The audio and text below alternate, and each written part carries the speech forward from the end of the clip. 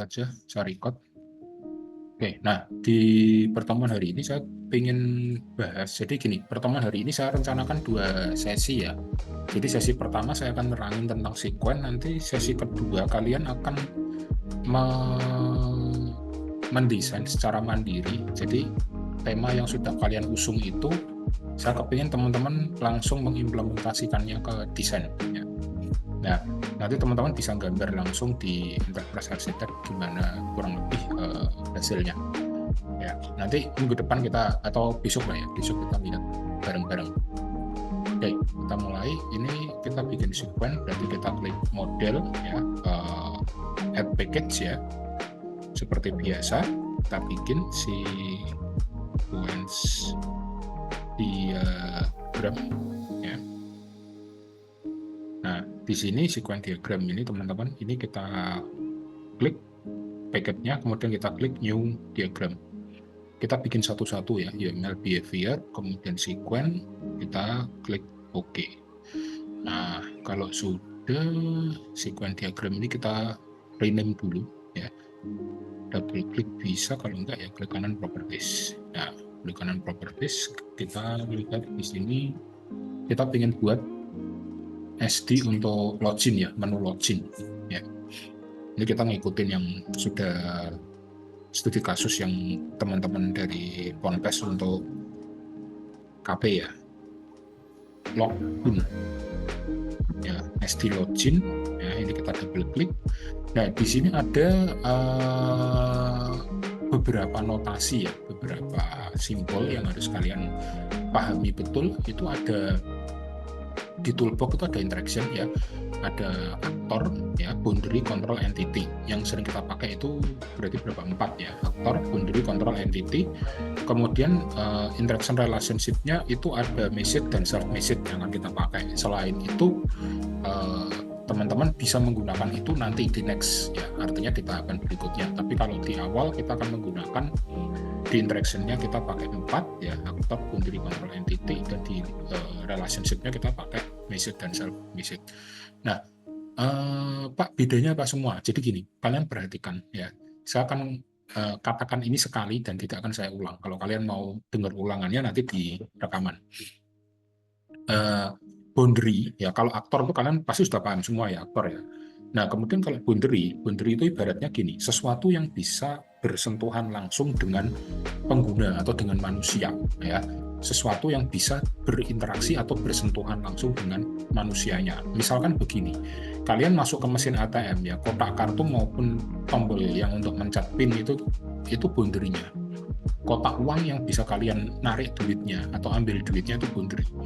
Ya, sistem misalkan kalian KRS-an di Yasol, kalian bisa ngeklik form KRS, kalian bisa ngeklik form KHS, itu boundary ya, boundary. Jadi itu yang ada di depan ya. Berbeda kalau kalian ngomongin boundary di apa ya, di use case ya, kalau nggak salah ya, ada ya di use case. Nah, itu beda lagi ya. Nah, kemudian di mana itu? Ya, kalau use case ini ya, lihat nih, ya itu kan ada boundary-nya itu beda ya, beda konsep dengan yang di use case. Ini beda lagi, ini di sequence ya. Kalau di sequence itu boundary-nya yang bisa berinteraksi langsung dengan si pengguna. Nah, control ya itu proses, letaknya ada di tengah antara boundary dengan entity. Ya, itu prosesnya ada di dalam, ada di tengah-tengah.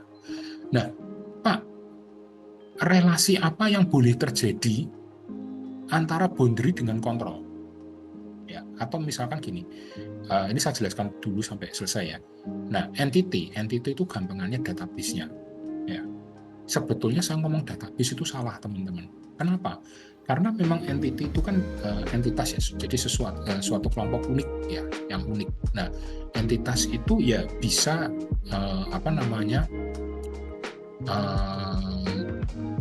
tabel mahasiswa ya, kalau di SIA ya, kemudian nilai KRS, KHS, nah itu entitas ya, entity. Jadi sesuatu yang ya, mereka memiliki parameter tersendiri, mereka memiliki primary key tersendiri. Nah, ini larangan-larangan yang wajib kalian cermati ya. Jadi yang pertama, aktor itu hanya boleh berinteraksi dengan boundary. Ya, paham ya, aktor hanya boleh berinteraksi dengan boundary. Ya, aktor berinteraksi dengan kontrol, dengan entity gimana? Tidak boleh.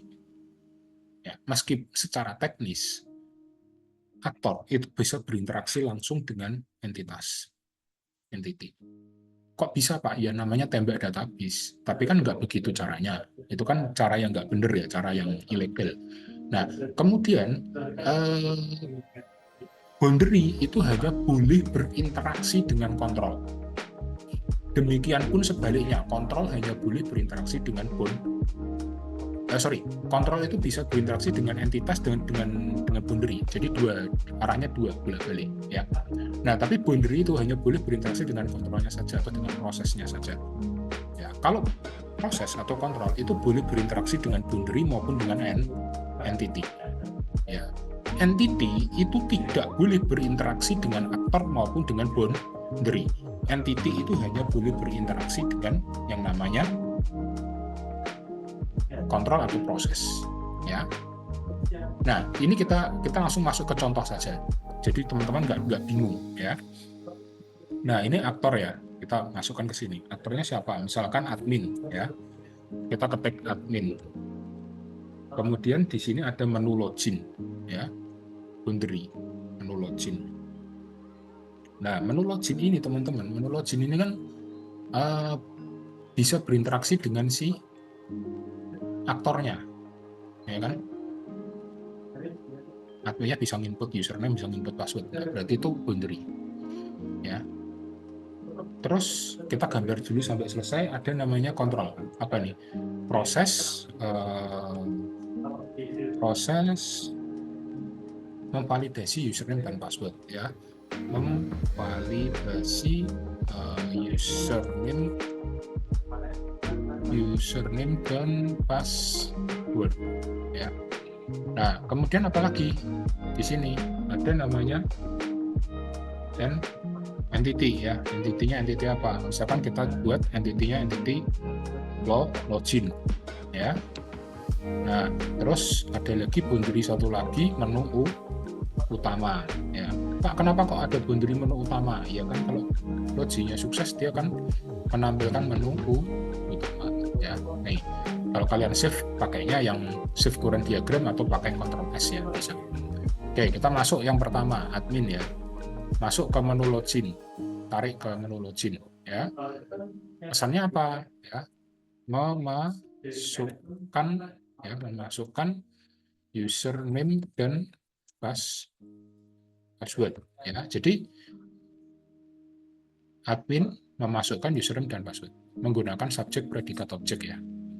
Terus dari menu login ke proses memvalidasi username dan password, di sini adalah keterangannya apa? Proses validasi username dan password, ya. Nah, terus dari proses ngapain, ya kan? Oh, dia akan meminta data ke tabel login atau ke entity login. Ya, jangan ngomong tabel, nanti salah mungkin. Bahasanya entity, ya. Apa nih? Ya, get, ya. Jadi ada dua ya, get dan set, ya. Get itu baca, set itu nulis, ya. Get itu kalau kalian validasi username dan password itu kan berarti sudah ada sebelumnya, ya, sudah disetting. Nah, berarti get ya membaca username dan passwordnya, minta. Nanti kalau set itu kayak kita menulis ya, input maupun update. Ya, update itu ada dua. Update itu ya baca, ya nulis, ya get, ya set. Nanti saya contohkan yang update, ya. Get username dan password, ya. Ini tak buat gini, kecil aja dah, apa ya? Ya get username dan password. Nah, seperti ini, ya. Get username dan password. Kemudian di sini ada start message diproses. Untuk apa? Ya ini sebagai proses validasi, ya. Is, ya,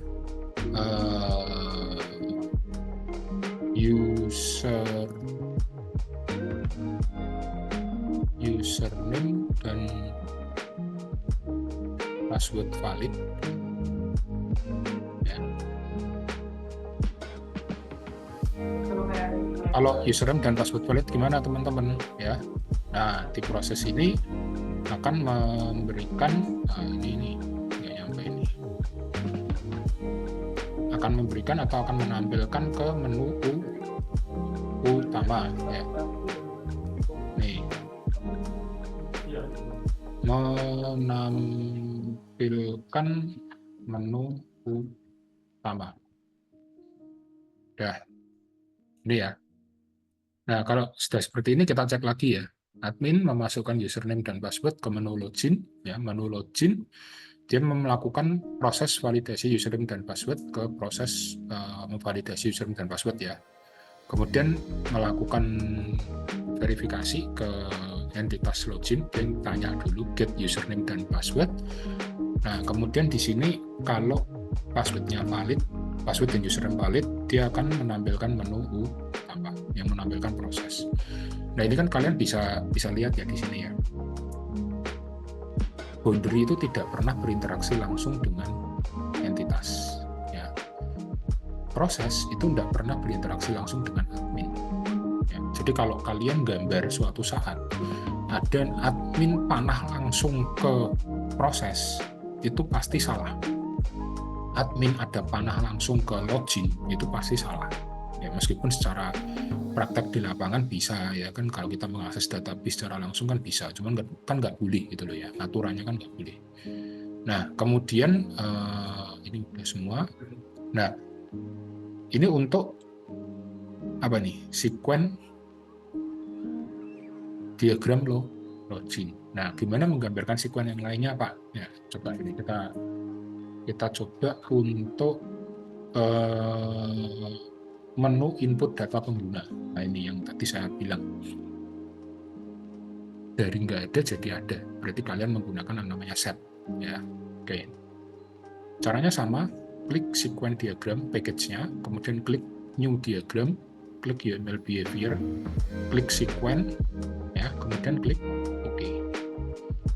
Sudah. Di sini kita rename lagi properties SD apa nih, input data pengguna, input data pengguna. Nah, sudah toh, double klik ya. Nah, kita mulai. Aktornya siapa? Aktornya misalkan staf peminjaman ya. Yang boleh kan staf peminjaman ya, staf peminjaman. Terus prosesnya, boundary-nya boundary menu input data pengguna. Menu input data pengguna ya. Kemudian di sini prosesnya proses input data pengguna.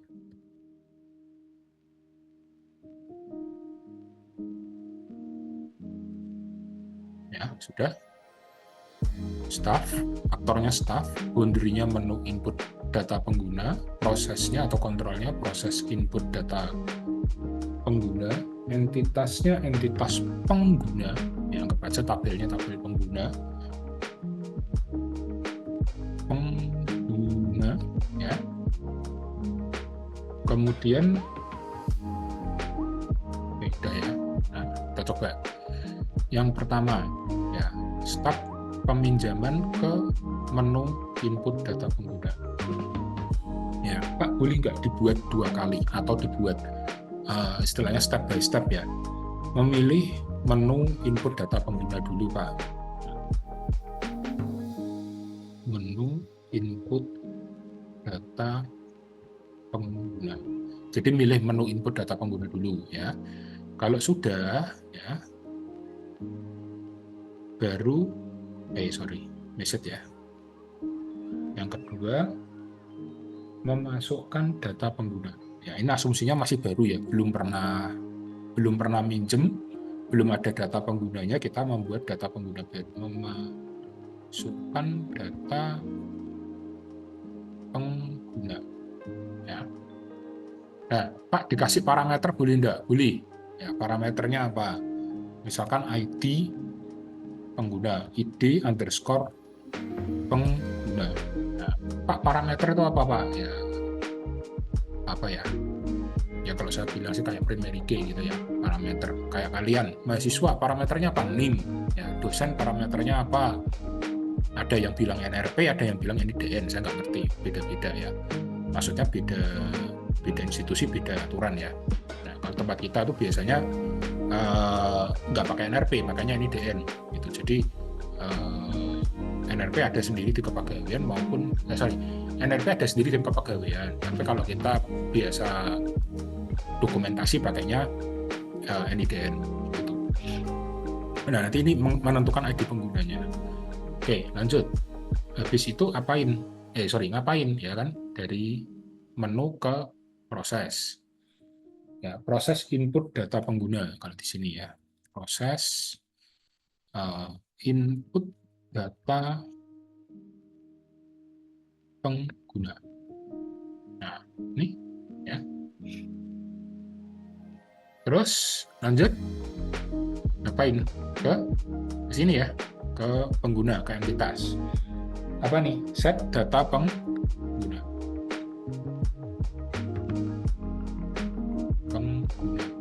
Parameternya apa? Misalkan ID pengguna. Parameternya tadi udah di depan ya.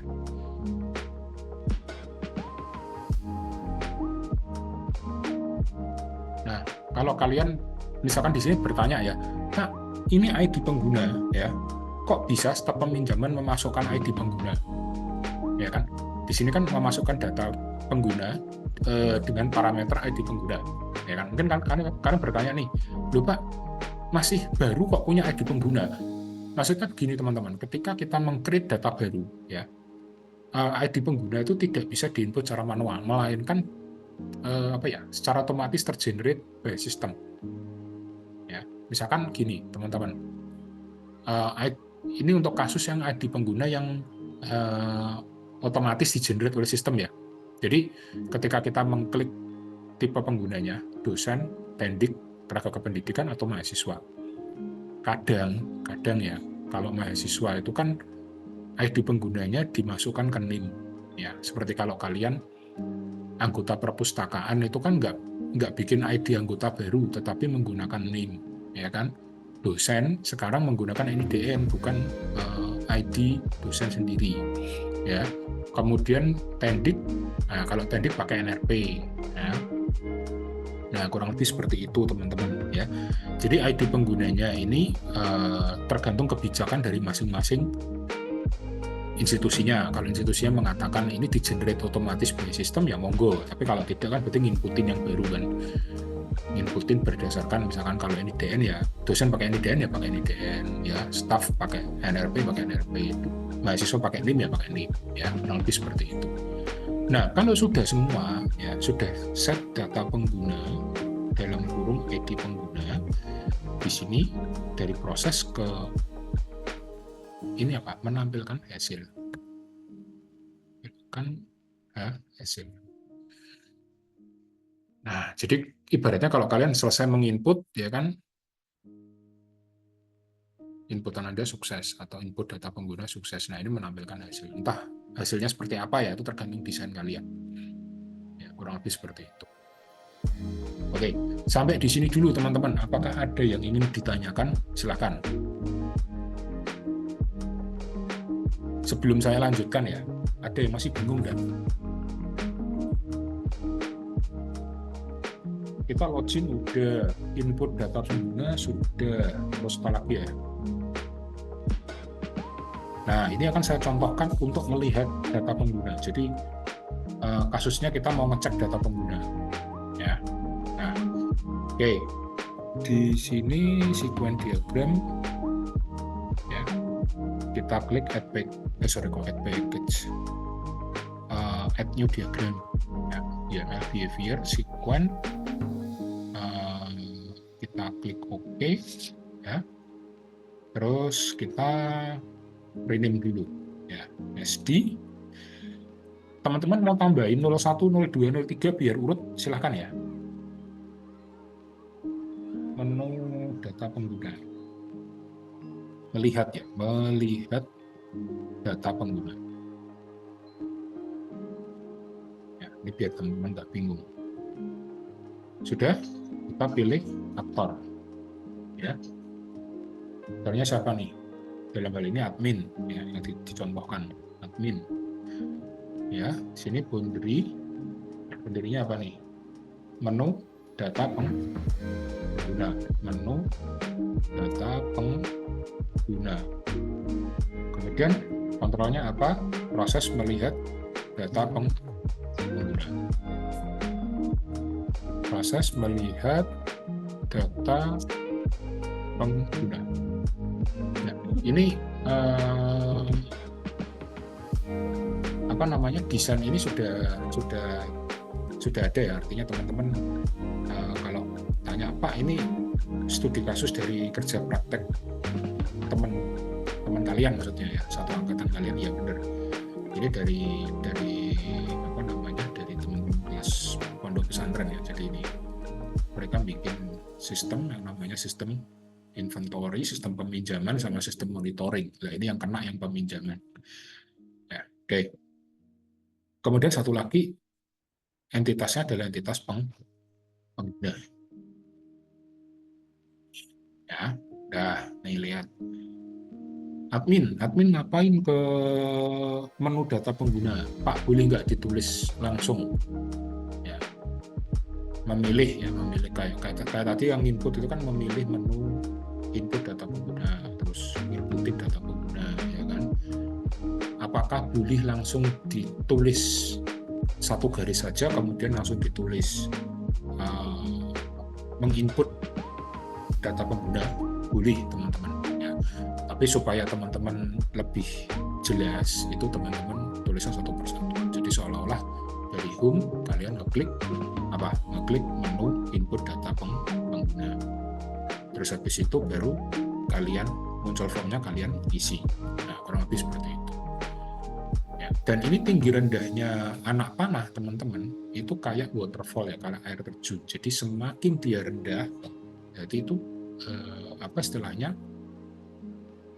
semakin urutannya itu semakin akhir ya. Nanti saya kasih lihat deh. Ini misalnya apa nih? Memilih menu data pengguna. Ya, memilih menu data pengguna. Di sini proses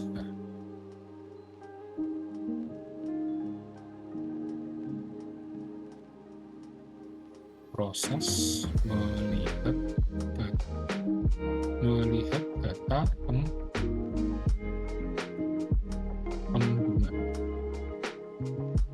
Terus lanjut. Kalau melihat itu kan berarti dia baca ya, get data pengguna. Parameternya boleh diisi, boleh ID pengguna. Ya.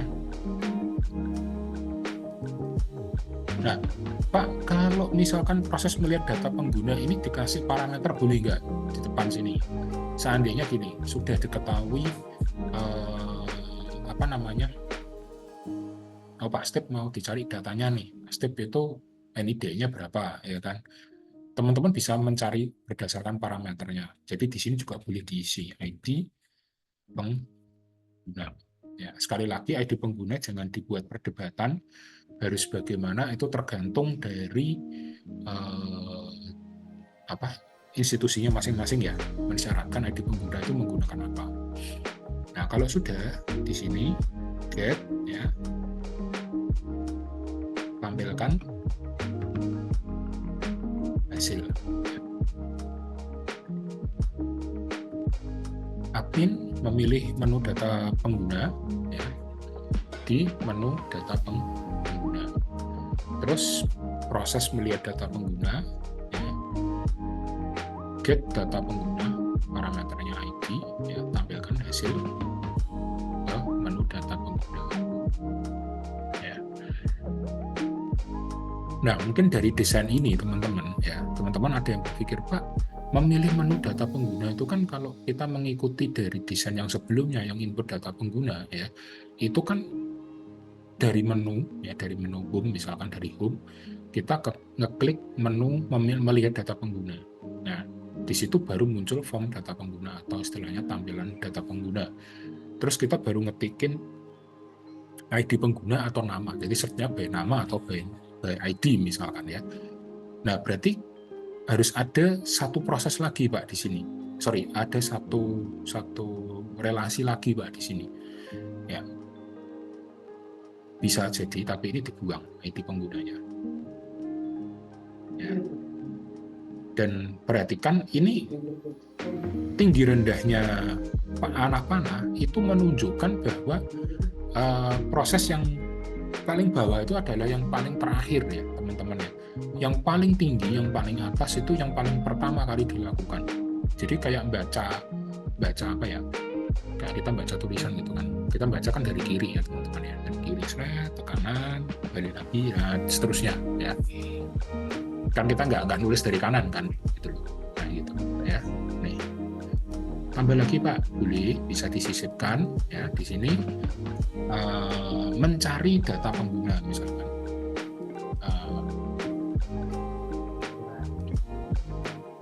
Memasukkan kata kunci pengguna, misalkan seperti ini, parameternya ID pengguna. Boleh nggak? Boleh, seperti ini boleh. Ya, tapi tetap kalian harus ingat tinggi rendahnya ini diperhatikan ya teman-teman ya. Karena ini berarti dilakukan pertama kali, kedua, ketiga, keempat, dan kelima. Ya, ini tahapannya seperti ini. Oke, sudah. Sampai di sini dulu ada pertanyaan Kak? Silakan sebelum kita lanjutkan. Kosong. Ini kosong apa pada tidur ini?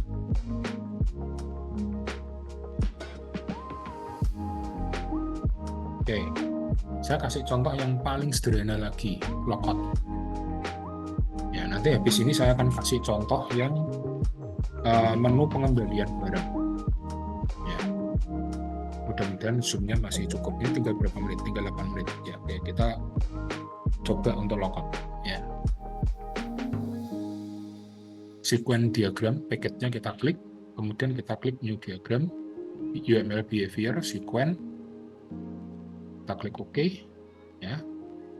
Kita rename dulu properties, SD apa nih? SD logout, ya. SD logout. Nah, kita klik aktor, ya. Aktornya siapa? Ambil aktor 2 misalnya ya. Kemudian boundary-nya boundary menu log out. Kemudian proses logout.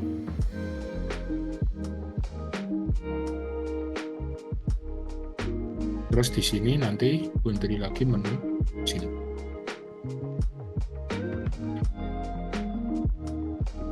Ya, sudah.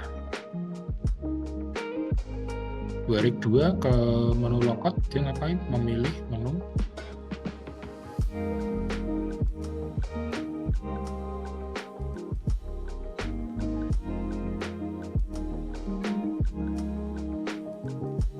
logout ya. Kemudian menu logout ke proses, dia proses logout ya. Setelah selesai, dia akan menampilkan menu login.